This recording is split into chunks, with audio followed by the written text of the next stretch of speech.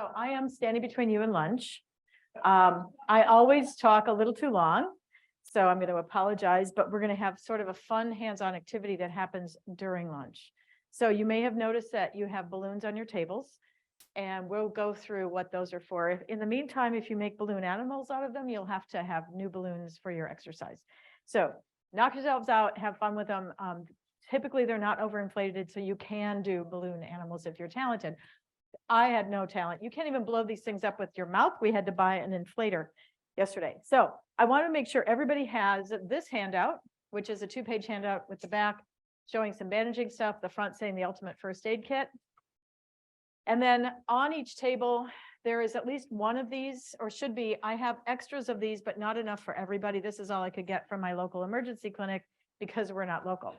Kind of had to exaggerate that a little bit. So we're going to talk today about the parking lot crisis and canine reproductive emergencies. I don't stand up behind the microphone very well, so I'm going to move around a little bit. Who in the room is a dog breeder? Okay, so who does not own a dog? Is there anybody in here? Okay, so for those of you who don't own a dog, you probably are going to find this pretty uninteresting. But for the rest of you, there should be something, even if you don't actively breed dogs, you all have a dog that's at some point going to have an emergency. I hope not, but reality is it'll likely happen to you. So we're going to talk about that. So I'm going to start off with the parking lot crisis. Who has had an emergency during COVID and ended up in the parking lot at an emergency clinic? And are you disappointed, frustrated, upset? Did you lose a pet? God help you that you lost a pet or a puppy, because the crisis was real. Most veterinary clinics weren't allowing people into their practices. In our practice, we never stopped. We allowed at least one person to come in every single day during COVID.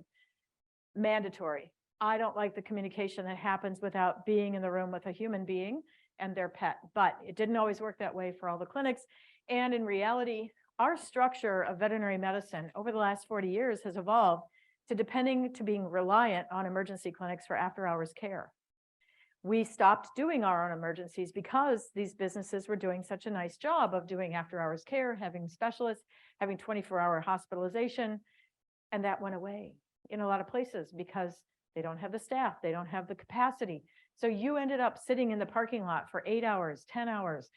Sometimes you could call or text ahead and they would tell you when your appointment was going to be. Sometimes you sat there for 8 hours with a sick puppy in your arms or a bitch in labor in your car, and that was a crisis. So I'm going to go through some things today that, even though most of that crisis has passed, it's not completely over. We're still seeing people having to wait extended periods of time. It's still taking 4 months to see a cardiologist or 8 months to see a neurologist, and that's really difficult because you have dogs that can't wait. So I'm going to give you some things today that you can take home and hopefully use so that you don't end up in that situation. So we're going to talk first about the prevention and preparedness principles. We're going to talk about general first aid and a first aid kit. We'll talk about dystocias, which is difficult labor. We're going to talk about puppy resuscitation, because if you're having puppies that are being born in trouble, you need to fix this. You can't wait for an emergency clinic. You have to do it now. We're going to talk about tube feeding, so you're skilled at that.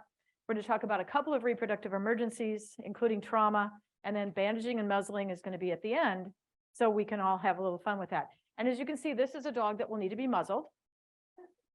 We all know this breed, right? Okay, so the first thing I want to emphasize to all of you is that if you don't already have a great relationship with a local veterinarian, that you develop one, and you work hard at that relationship. You can't assume that just because you went in every year or every 2 years or every 3 years for a rabies vaccination that you have that relationship. Now, many of you have a lot of dogs, so you're going in a lot more often. But there's sort of this line that you have to straddle between loyalty. Do you always go to the same clinic all the time, all the time, all the time? And you take all your dogs there for everything, and you don't cheap out on any of it to go someplace else to do your vaccinations because they're not that important. Really, vaccines are one of the most powerful medications we give to our dogs. And so we go to some cheap place to get our vaccinations and not to our regular clinic who knows your pet's medical care and whether those vaccines are appropriate and what needs to be vaccinated for. Or do you want to keep several options open? So if that clinic isn't available, you have a backup plan. And that's the decision you have to make. Our top 10 clients that are intensely loyal to our practice, I will tell you, they are well known by every staff member. When they call, they get the attention they need. So you have to decide whether that loyalty is important to you, because I'll tell you, it buys you a lot. And taking them something good, taking them goodies every now and then will make a difference. When you call 5 minutes before closing because you have a bitch in labor and you need an emergency C-section, and you're that person that brought them pizza last time, that will get you where you need to be. Chocolate chip cookies will get you there. If your vet likes a particular kind of wine, take it in, man. It's worth the money and it's worth the relationship. Christmas lunch is great, but don't just think of them at Christmas. Think of them in the summer. Take them a barbecue. Do something nice for the staff, because the front desk are your gatekeepers. Those are the people that get you through to who you need to be with. So don't be rude to them. Don't take them for granted. I can't tell you how many times people are impolite to our front desk staff. So be nice to them. Be the person that they want to fall all over themselves to try and help you.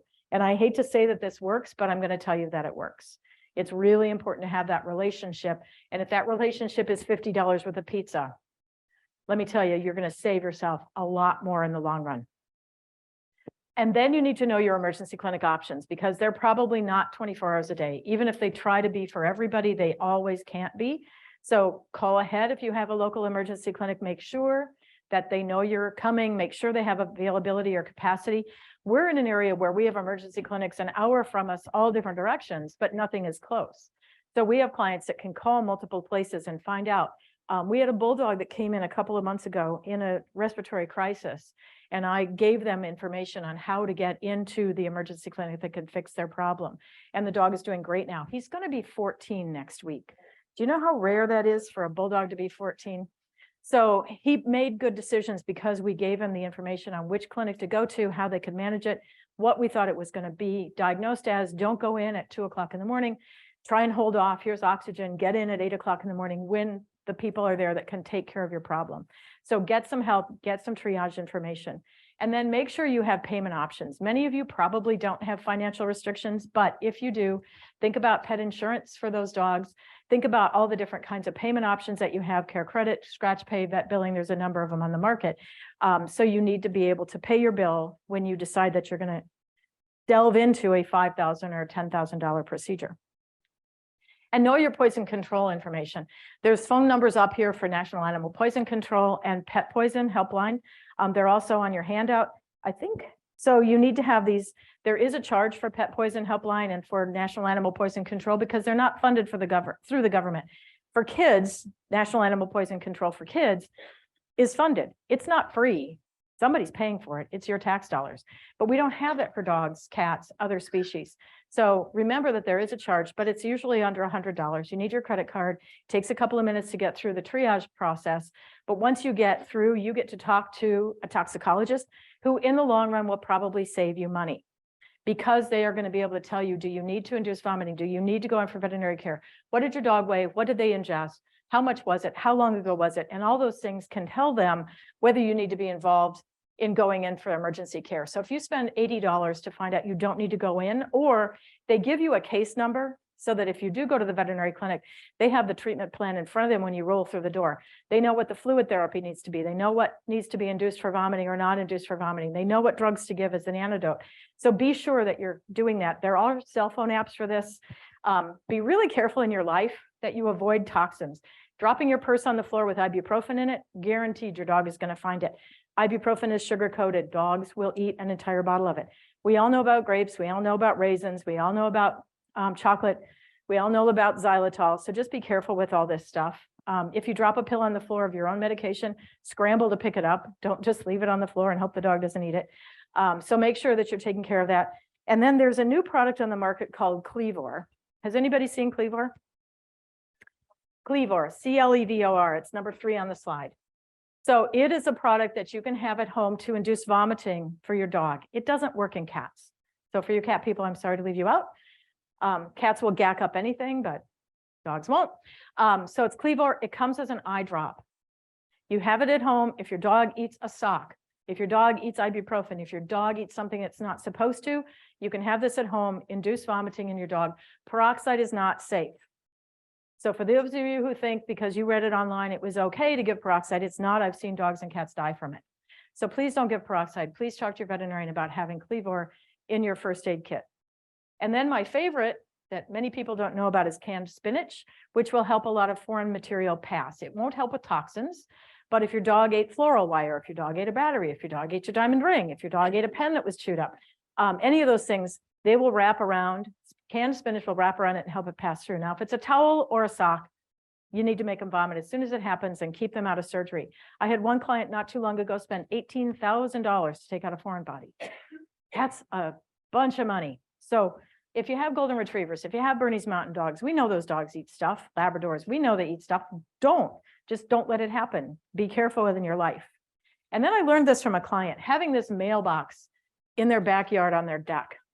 Now, this isn't what they keep in it, but that I couldn't get an actual picture of it. She keeps in it a bolt cutter, a number of emergency things so that if a dog's collar gets stuck on something, around a dog's tooth, around the fence, around whatever, she can immediately run to the mailbox, get her bolt cutter out, get any emergency supplies that she may need in the yard, and it's protected from the weather and it's right where she's going to need it. She doesn't have to go into the garage and rummage through things to try and find it.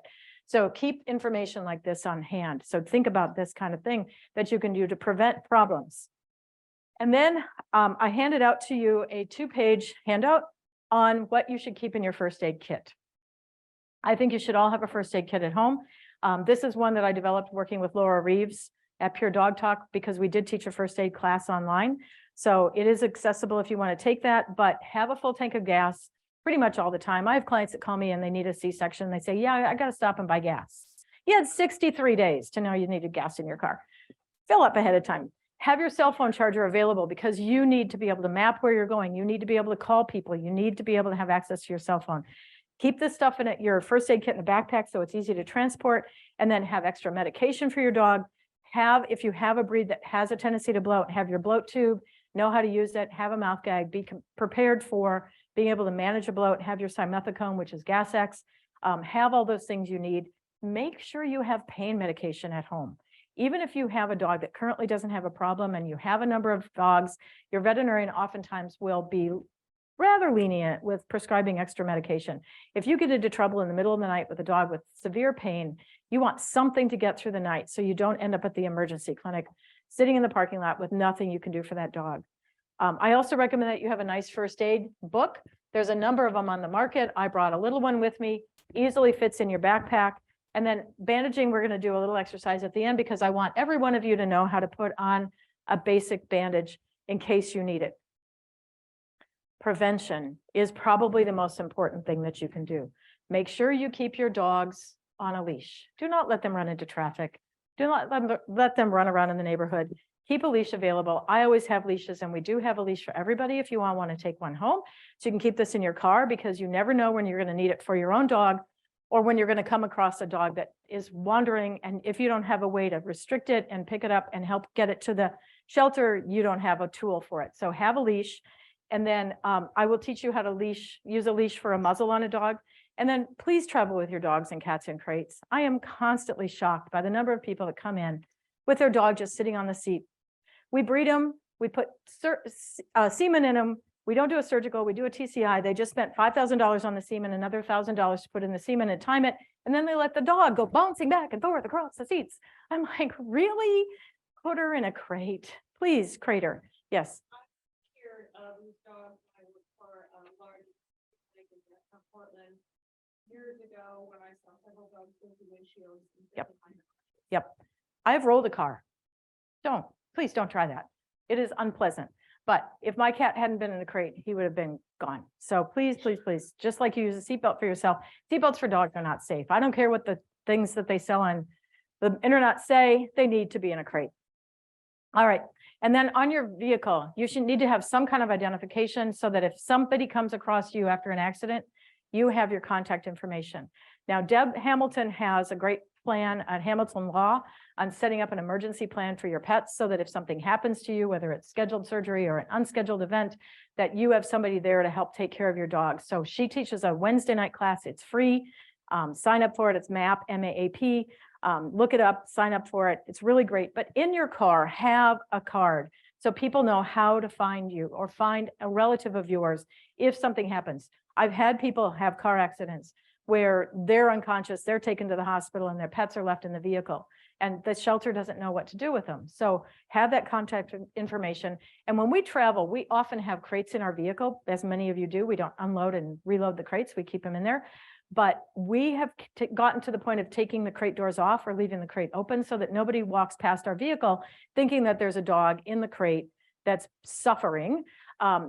So make sure that they don't break a window to get into a vehicle where there's not actually a dog.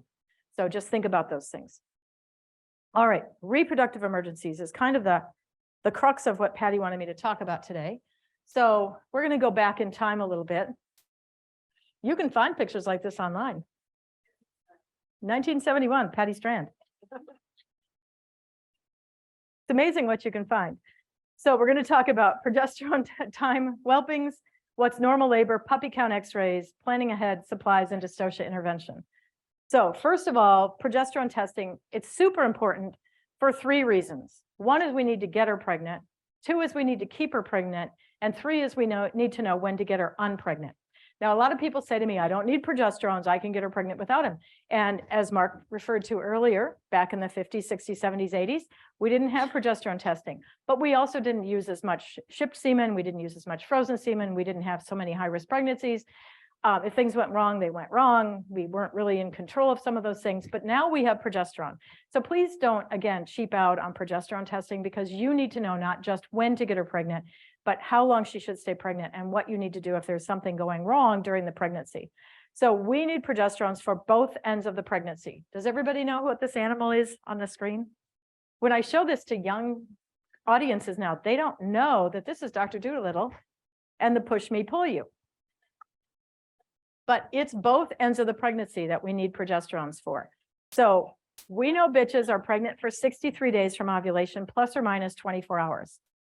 For our bulldog C-sections, our bully C-sections, and our high-risk pregnancies, our litters of golden retrievers with more than 9 puppies, those really large litters, they are pregnant 61 days. Most other bitches are pregnant 63. So we'll do our scheduled C-sections on day 61 or day 62 from ovulation. And in my world, ovulation is 5. Not everybody's world is the same, but that's kind of where we are on that. So know when you need to do this because you may need to schedule a C-section if she's high risk, if there's a big litter, if there's something wrong, there's 1 litter, 1 or 2 puppies in the litter. You need to be able to know what her due date is. So you're not at the emergency clinic in the middle of the night. You can schedule this stuff with your veterinarian if you know when she's due. So we need to progesterone test at the time of breeding. Whelpwise is a great whelping monitoring service that can keep you out of the emergency clinic. So if you haven't used it, it's something to take a look at. The amount of equipment that she has is limited, so plan ahead if you decide to use it. But it will help you get through labor and delivery without seeking veterinary intervention in many cases. So the couple $100 it costs to do Whelpwise is well worth it. Before she's bred, and if you haven't done this before she's bred, before she has her puppies, have a vaginal exam done either by yourself if you're competent at that, or have your veterinary clinic check her for a vaginal stricture. You don't want to find out that you have puppy number 1 stuck in the birth canal and you didn't know that she had a stricture, you didn't plan ahead for it. So make sure you're doing this stuff because you can plan for an episiotomy, you can plan for a C-section if this is happening. When else do we want to plan a C-section? If we have high value semen. It is the last semen from this male dog on the planet. Every puppy in this litter has to survive. You need to know that you're planning a C-section. Breeds at risk. We all know that the bullies are at increased risk, the bulldogs, the pugs, the Frenchies. We do a lot of American bully C-sections, all those. And then we have a litter of 1 or 2 puppies in a breed that should have a larger litter. So if you have a Shih Tzu with 2 puppies, it's probably okay. If you have a golden retriever, it may not be okay to have 2 puppies. Or if it's a bitch with an extremely large litter. We know that we have better survivals with C-section if we're planning these. So you can plan a C-section safely, effectively with your regular veterinarian at your local clinic and not end up at an emergency clinic with a long delay, without them knowing who you are, and without, God knows, them wanting to spay her. There are story after story after story of people that go to the emergency clinic, they're held hostage by the veterinarian and the veterinary staff there, that they will not do a C-section unless they allow the bitch to be spayed at the time of the C-section. And we know it's highly dangerous. Avoid a spay at all costs. I don't care how bad a shape the uterus is in, sew it up, put it back in, spay her at another time. Do not spay at C-section, but you don't have much control. If you're at an emergency clinic, they don't know you, you don't know them, you just don't have that benefit. So please, please, please schedule your C-sections, plan ahead for them, and use your regular veterinary clinic that knows this stuff. We've had increased number of calls overnight and during the evenings where the emergency clinics don't have surgeons available right now. So don't wait and assume that they have somebody. Now, I don't understand why they don't let their graduate veterinarians do a C-section, but they don't. So it's really important that you're planning ahead, that you're doing this stuff, and that you're not ending up with a spay or them threatening to do a spay. The risks are not just the cost, but the risks, of course, are that she may have too much blood loss at the time of a spay at a C-section, so please don't do it. The risk of scheduling a C-section, of course, there's the risk that you have to spend a couple of $1,000s that you weren't planning on, or you may have planned for a C-section, and she may not actually need it. She may be a Labrador with 4 puppies and she could have delivered them fine, but I have clients increasingly afraid to breed their dogs because they're afraid they're going to end up at an emergency clinic. So the benefit to having your regular veterinary clinic available to you and using them for a scheduled C-section can be immense. All right, Whelpwise looks like this, just so that you know. It's a uterine contraction monitoring service that the belt straps the transducer to the female's abdomen. They're based out of Colorado. They'll read the uterine contraction monitoring information, and they will help you through labor and delivery with calcium, with oxytocin, with a Doppler, so that you know what your fetuses are doing. So it's a really great service if you're nervous about whelping a bitch, or if you have a bitch that you may think is a little bit high risk. What are the other benefits of doing C-sections? Well, we know from Paula Moon's study in 2002 that we have higher puppy survival rates if they're born by C-section than if they're born by vaginal birth. So this is her data. She didn't dictate what anesthetics to use, although we have that information. This is too detailed to go into today, but it tells us that all across the board from 0 hours to 2 hours to 7 days, that our puppy survival rates are 5 to 6% higher if puppies are born by C-section. So if you lose one puppy, you could have paid for your C-section, and it breaks your heart. It's not just about the money. It's about losing a puppy during the birthing process. So C-sections definitely have their place and their advantages. What does normal labor look like? Most of you have probably seen labor and delivery. My first year out of school, I worked at an emergency clinic. All I saw were emergencies. And then a couple of years out, I had a local kennel club ask me to speak to their group about labor, delivery, and raising puppies. And I said, sure. And then I realized I'd never seen a normal whelping. It was before I'd ever had my own puppies. So I thought, well, I better fix that. So got a bitch, started breeding. And now I have a pretty good handle on what normal labor looks like. But what a lot of people don't understand is that 60% of puppies are born head first, this direction. 40% of puppies are born back feet first. That is not a breech. That's normal puppy position. If you look at puppies, they're torpedo shaped on both ends. They're not shaped like calves and horses with long front legs and big long heads. They're shaped like torpedoes on both ends. So it is absolutely normal for them to come out 40% of the time back feet first. A true breech is when the feet are retained. These are not terribly common, but they do actually happen on occasion. So it's important for you to identify what normal labor looks like. What's the next thing you can do to keep yourself out of the emergency clinic in the middle of the night or in the evening or on the weekend? Are puppy count x-rays. Dr. Hutchison says this is the second most important thing to doing a breeding, is to knowing how many puppies you're going to have. So I'm totally stealing this from him.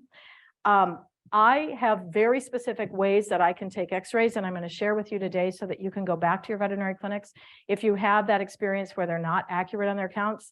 How many of you have been misled or misunderstanding how many puppies are going to be born? So there's some techniques that I'm going to share with you today that you can go back to your vet clinic and share with them. So puppy count x-rays should be taken with 2 views, one with the right side down and one with the left side down, not with them on their back, but with each side down. So right and left, I don't care if it's left and right and left, it doesn't really matter the order as long as you take 2 views. Why are we taking x-rays? So we know how many puppies we're having, so that at 2 o'clock in the morning, if you've had 6 puppies, you know if you can go to bed safely or if there's a 7th one left in there. If you think you can feel them all the time, you're not going to be accurate. Sometimes we miss them. If you think Doppler is always going to be accurate, it's not. It's not always accurate. So you need to know how many puppies you're having. Are you having too many puppies? If, like I said before, if we have 9 or more, we schedule a C-section, or at least we encourage our clients to schedule a C-section, because that longer birth process leads to puppies being born dead, stillborns. So the faster we can get puppies out and the more efficient we are, the better we can handle this. So I want to know if there's 9 or more puppies. We've had litters of 16 and 17 puppies. Last summer, we had some of those. So we want to make sure that all those puppies are out alive. One of them was very, very valuable semen from an American Field Trial champion Labrador Retriever. Very valuable puppies. Do not take chances on those puppies. They're all coming out by C-section. 16 aren't going to come out alive. So we need to know how many. We need to know if there's too few. If there's only one puppy and it's, you know, a lab and she's kind of a big, easygoing lab, she's probably going to need a C-section. So let's schedule it. Let's not wait until you're in trouble. And you don't want to find out that there's a retained puppy. We've had bitches come in 2 and 3 days after all the puppies were born, sick, fever, sick, puppies dead inside. Please don't do that. You need to know how many puppies are there. Now, there's a couple tricks to it. One is take her in fasting and take her in having been walked before the x-ray. We want no food in her stomach and no stool in her large intestine. So walk her before you get there. Get to the vet clinic 15 minutes before your appointment and walk her. Now, my staff knows that if they take the first x-ray and they see that there's too much fecal material in the colon, they stop right there. They either put in a match or a suppository and send her outside. Even in January in Wisconsin, we walk dogs outside and we make sure that her colon is empty because we're going to get a more accurate puppy count. So you all know about matching, right? Yeah. I'm still trying to figure out who thought that was a good idea. I mean, we all know about it, right? But a lot of veterinarians don't, because I'll talk to them, I'll say, well, you just match them. And they look at me like, what? So put in a match, please use paper matches, not wooden matches. I've seen that done. Or suppository, get her outside and walk her and have your appointment if you can in the morning so that her stomach is empty. Bring her in fasting. Then we take, like I said, a right and a left lateral x-ray. And if your vet takes digital x-rays, which most of them do now, we can get pretty accurate puppy counts. And it should be after day 55 of her pregnancy. If you do it before that, the skeletal features are too faint and you can't get an accurate count. So this x-ray shows an x-ray that we took with the female. And we put numbers on them. They may be a little hard to read from the back, but we number the puppies with our annotations. They don't come with numbers on them. You have to put those on. So on this view, it looked like she had 7 puppies and we flipped her to the opposite side and an 8th puppy appeared. So we knew she was actually going to have 8 puppies. So that's the value of the 2 x-rays, is sometimes they can be so perfectly superimposed on each other, but shifting her from the right to the left side will be enough to shift the puppies. And then you can see that there clearly were 8 puppies. So I get asked all the time with x-rays that are sent to me, and you all have seen them, I'm sure, on Facebook, of how many puppies do you see on this x-ray? Okay, number one, your vet is taking x-rays in DICOM, they're digital, and by the time they get onto Facebook, they're in JPEG, so the quality is deteriorated. And number two, if you're going to a vet that can't count to 8, you probably need to find another vet. So make sure that you're getting good quality x-rays and help your vet out with doing these steps of fasting her, matching her, and getting both views. Just tell them that you want 2 x-ray views so that you can get the best accurate count you can. Because the spine will lay over the puppies, and sometimes a puppy will be perfectly aligned with the spine and you can't see it. So laterals are always what we use. Okay, number 4 and number 5 is plan ahead and have your supplies. If your veterinarian doesn't know your dog is pregnant, if your veterinarian doesn't know you're in labor, they may not be as able to help you as if you call them and let them know. Have your supplies ordered in advance. The most important supplies are going to be calcium, oxytocin, and then a way to support your puppies with an incubator and an oxygen concentrator, and then a whole list of other supplies, which are on 2 slides. This big list, which includes the puppy warmer incubator. So very important that you have these supplies.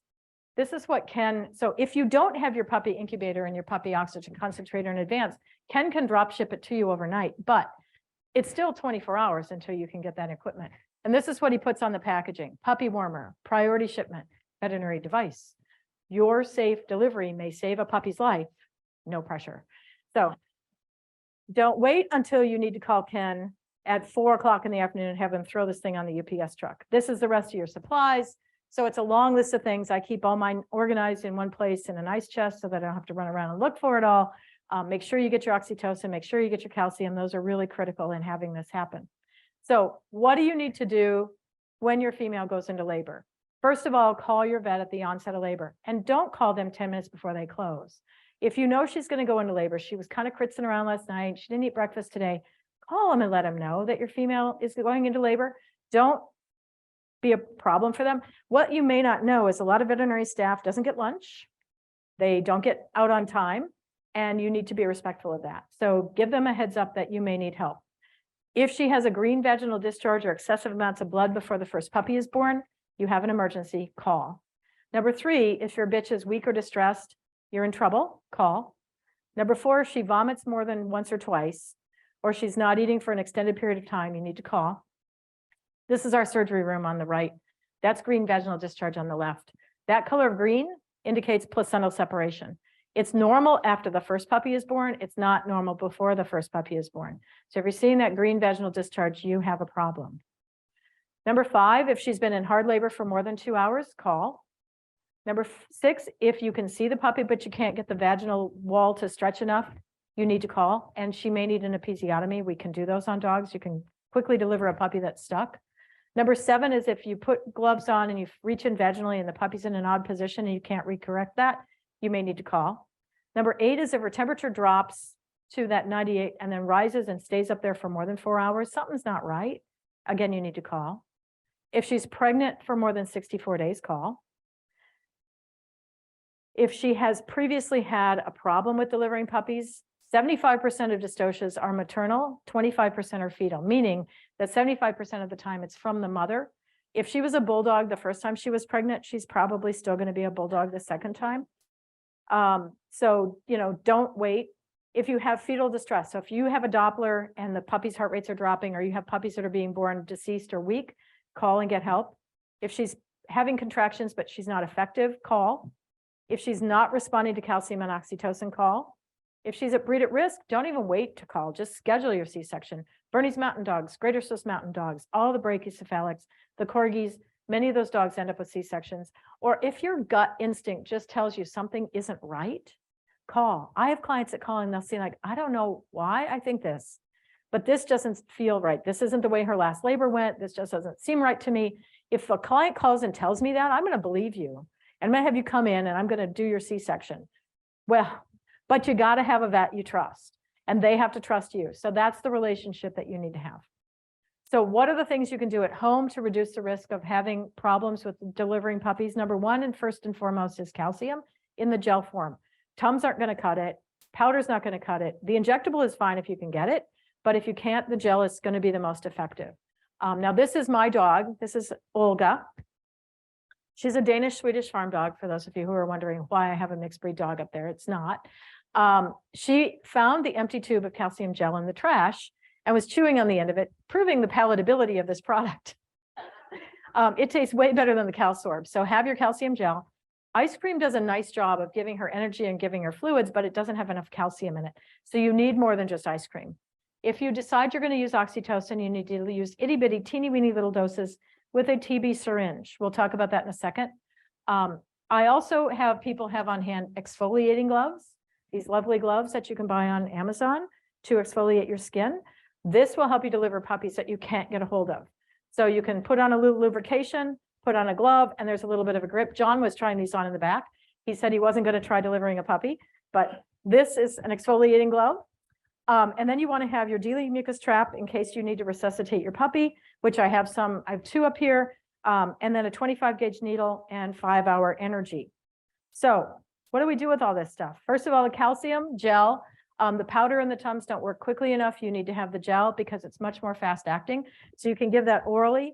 And I do have a tube of it somewhere in my backpack. So that works really well in producing better contractions.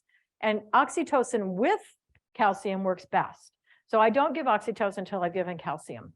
So have oxytocin on hand, talk to your veterinarian, see if they'll have it available for you.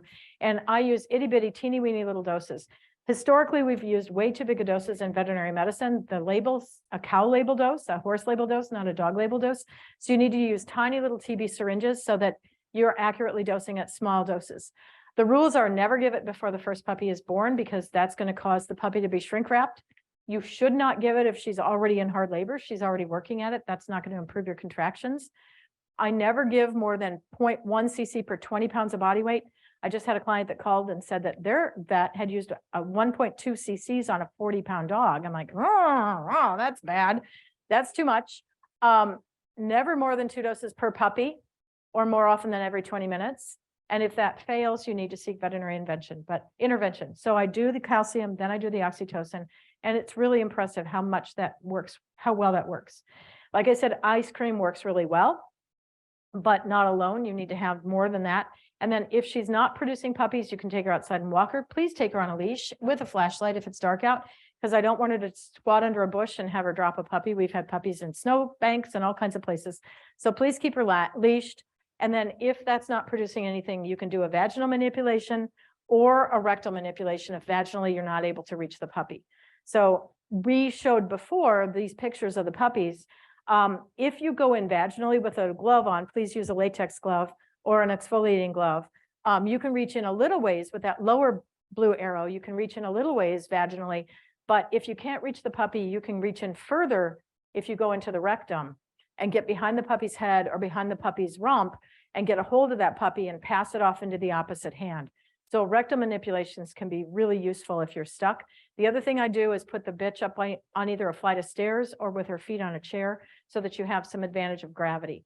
We just delivered a puppy at our clinic the other day that the staff couldn't quite reach. I stood the puppy up and got a hold of it and pulled it out. So that can be really successful. If you need to do puppy resuscitation, if your puppies aren't born vigorously breathing, then there are some techniques we're going to go through really quickly today. One is using a Dealey mucus trap. 2 is a bulb syringe, 3 is 5-hour energy, and 4 is the 25 gauge needle. So a Dealey mucus trap, which I have 2 of up here, come in a sterile package. We use these at our practice all the time for puppies that are born by C-section. And this is a really effective way to clear an airway. Now, you've probably all used the blue bulb syringe. We all have one of those, but this actually works more effectively than that. You just put one end of it in your mouth. This is John demonstrating the use of it. So you put one end in your mouth and you suck on it, and the fluid drops into the chamber in between you and the puppy, so you don't have to put your mouth on the puppy and try and pull the fluid out. These run $10. They're super effective, and I would never, ever, ever whelp a litter at this practice or at home without one. Really easy to use. You really can't use them incorrectly. If you've used your bulb syringe and you've used your Dealey mucus trap and the puppy's still not breathing, then I use acupuncture point 25. I have my little friend Clifford up here if anybody needs to see Clifford and how to use the needle. It's just a small gauge needle that you put right where that X is on the puppy's nose. They don't come with an X, so you kind of have to imagine that down the crease and in between, that's where you're going to use it. And there's a couple techniques. Some people will peck with it. Some people will twist with the needle in there. It looks a little gruesome and it will bleed just a tiny bit. But compared to a puppy that's not breathing and watching it die without something that you can do, this is pretty effective. Now, I like the small 25 gauge needles, but if you're at home and you don't have those, if you have anything in the house that's a needle, that will be a good substitution. So again, keep these in your whelping kit. Dopram is kind of an interesting topic. It is a prescription drug. It is controversial. There's a lot of people who will say that it's really dangerous to use because it does increase the oxygen requirements of the brain at a time that no oxygen is moving in there. But if the puppy's 10 minutes old and I've cleared the airway and I've done everything else and the puppy's still not breathing, then I'm going to pull out the Dopram and give an injection of that. That is my last resort. Just ahead of that, I will use 5-hour energy. Now, this is the generic version of it. 5-hour energy does have caffeine in it, and it will help get the puppies to take their first breath. So you can buy this at any truck stop, any gas station, any Walmart checkout. People that ask me all the time, well, where do you get that? It's 5-hour energy, not the big drink, the little one. And this, you can put a drop or 2 on the puppy's tongue and puppies will start breathing with this. So my staff uses this quite extensively for puppies that aren't breathing when they're born. What do we do if our females aren't lactating well? Well, there's a few tricks to that too, because you can clearly bottle feed and tube feed, which we're going to talk about tube feeding in a second. But the tips and tricks to this are, I use metoclopramide, which is Reglan. It's a prescription drug that helps bring in the milk. Oxytocin lets down milk. Reglan makes milk. So the 2 of them together does a nice job of improving lactation. I also use Oxymama, which is a fenugreek product. Bratwurst, I'm not sure why bratwurst work, but I'm going to tell you that they do. Oatmeal and sweet potatoes also work, and warm compresses. So on the human side, they use sweet potatoes and oatmeal. I use a lot of bratwurst. Works beautifully to bring in milk on females. Tube feeding puppies. Who in the room is terrified to tube feed a puppy? Okay, so we're going to go through a couple of tips here on tube feeding so that you all feel comfortable with it. The first thing to know is what your dose of feeding is going to be. And based on the weight of the puppy, it's 1 cc per 1 ounce of body weight. So a 4-ounce puppy gets 4 cc's, a 10-ounce puppy gets 10 cc's. It's pretty straightforward, no complicated math in the middle of the night. You're up by yourself. You got to figure this stuff out. I don't want you to have to calculate calories per kilogram and all that stuff. It's stomach capacity. So it's 1 cc per 1 ounce. What you want to do is take your feeding tube, which I do have one along with me, place it along the side of the puppy from the tip of the nose to the last rib, put a mark on it with either a piece of tape or a magic marker, some fingernail polish so you know how far to pass it in. And then you know for sure you're going to be in the puppy's stomach. The stomach is where the last rib is. The trachea divides at the shoulder. So if you're in far enough to be in the stomach, you're safely in the stomach, not in the airway. I use between a 5 and an 8 French, depending on the size of the puppy. You want to make sure you're in a well-lit location. You want to hold the puppy comfortably where it's safe. It's not going to roll off onto the floor. You should be awake. The puppy should be awake, so don't rush.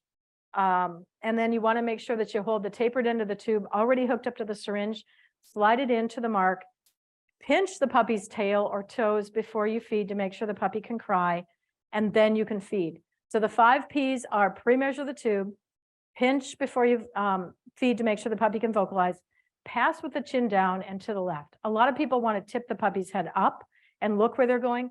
That's going to open up the airway. So keep the chin down to keep the airway closed, and then make sure the puppy is over 96 degrees and the formula is warm, and go ahead and feed. So it's pretty easy to do. I do have a video on this on the Revival Animal Health website. So if at 2 in the morning you're very lonely, you can go on and see this exact same video. So this is one of my Rottweiler clients. She brought this puppy in because he wasn't thriving. So we showed her how to tube feed. So I'm laying the tube alongside of the puppy. You can see he's a little bit wiggly. The tube already has a mark on it, so I'm not going to take the time to mark it because I've got it on there. I've got the syringe already hooked up to the feeding tube, so I don't have to worry about it. And then I pulled the tube out and had her go ahead and feed. So very slowly, you just put the formula down into the puppy's stomach. So just slowly press the plunger, let the puppy kind of champ on the tube as you're going. Hold the tube with the opposite hand so it doesn't push out, and then you can successfully feed this puppy. So these videos are available if anybody needs them. They're easy to find. All right, I'm going to mention a couple of other medical emergencies that I want you to know about.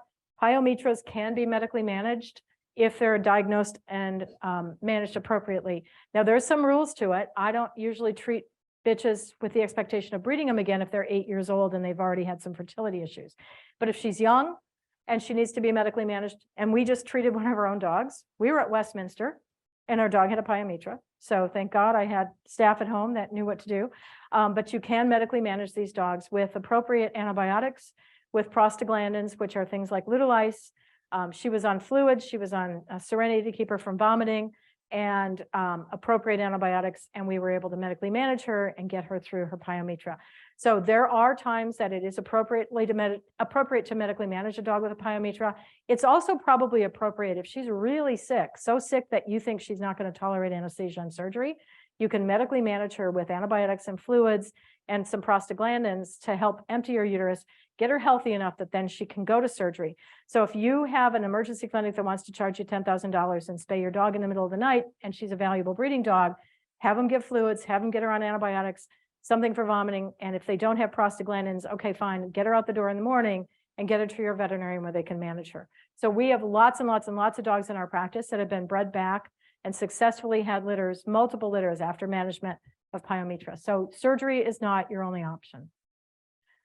On male dogs, we see a lot of dogs with benign prostatic hypertrophy. Another thing that a lot of clients go in over the weekend or at night is when their male dog is either straining to defecate or they're seeing blood dripping from his penis.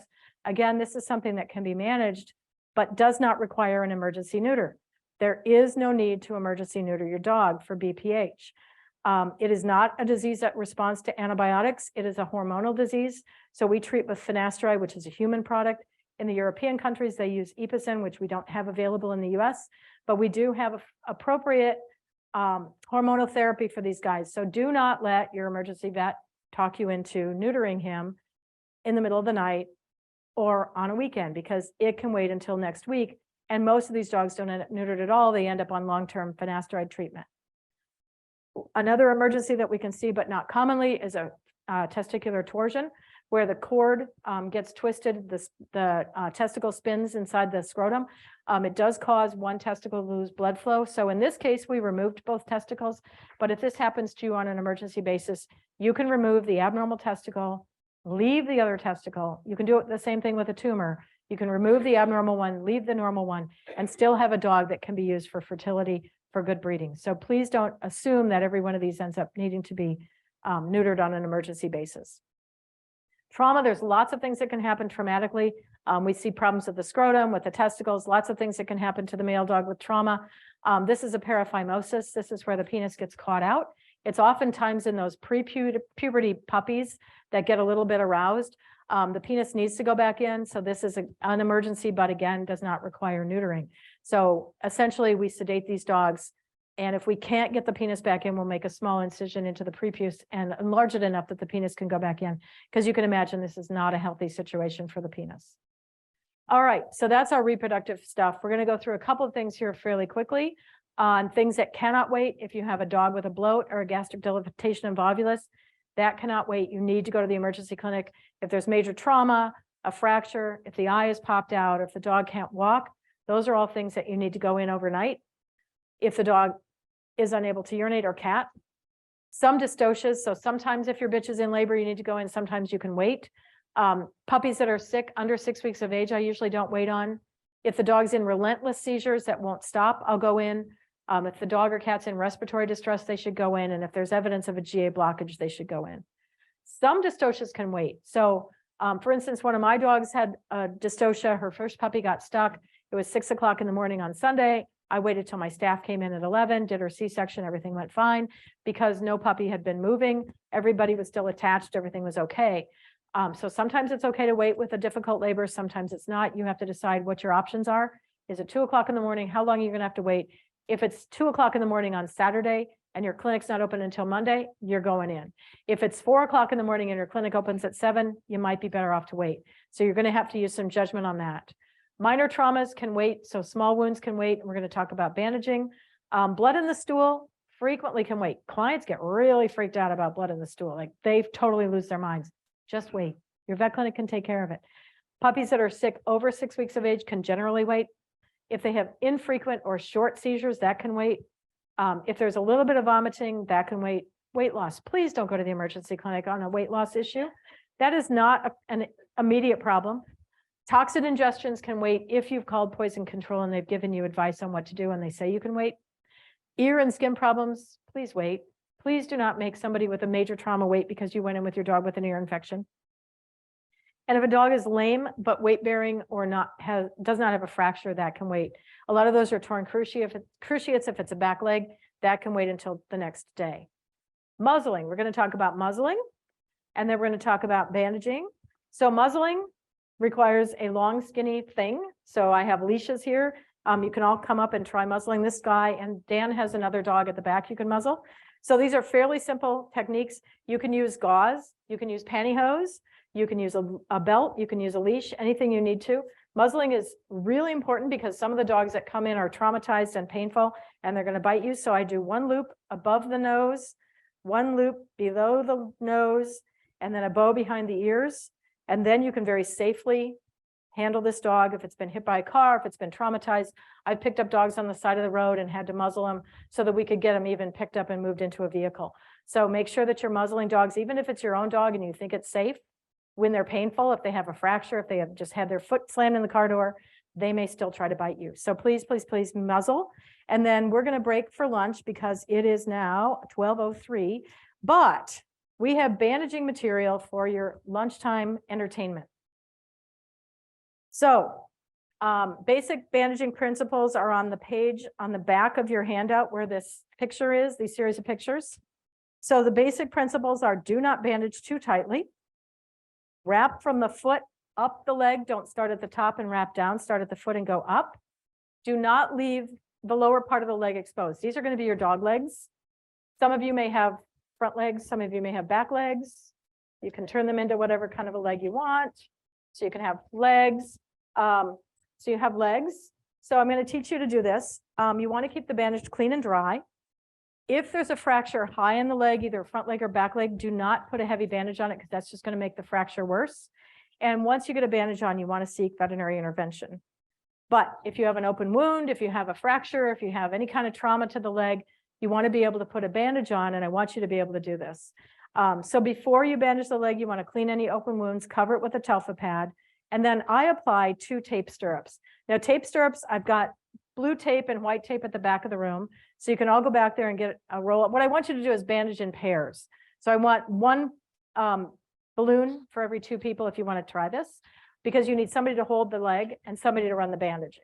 So you're going to put a tape stirrup, which is a tape on each side of the leg with a tongue depressor in the middle.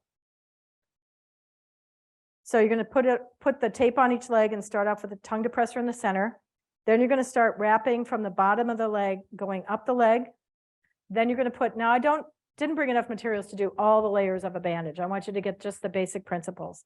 So you wrap up the leg with your gauze, your cast padding, and then you're going to flip the tape stirrups. So you're going to take the tongue depressor, separate this out, flip the tape stirrups onto the bandaging material. So what this does is it keeps the bandage on the leg, because dogs' legs are not shaped well to keep bandages on, especially the front leg.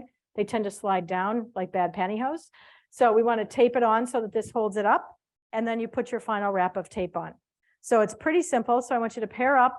Each of you get a balloon, tape, a tongue depressor, some roll material, and then you can practice this over the lunch hour. And Dan and I will circulate along if you need some help on getting your dog leg bandaged.